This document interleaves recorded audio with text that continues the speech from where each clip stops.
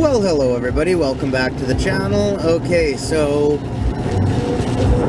down here in Howe Sound especially, well on the whole Sunshine Coast, but especially down here in Howe Sound, we get a lot of rain. It's been downpouring for the past week, and it looks like we have another full week of pure rain by the looks of it. So this will just be a relatively quick and easy exploring worlds episode. But one thing that happens around here on the temperate rainforest that we're on, when heavy rainfall is upon us, is raging rivers in which are running like complete crazy.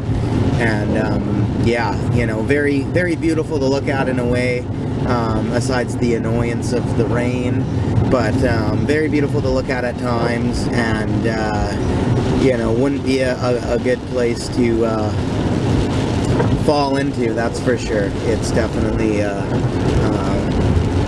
if you're hiking around this time of year when there's these rivers raging like that, the safety of it is definitely taken into heavy consideration. So yeah, it's not going to be much, but I got some interesting shots to show you guys of just how fierce these rivers get around here this time of year.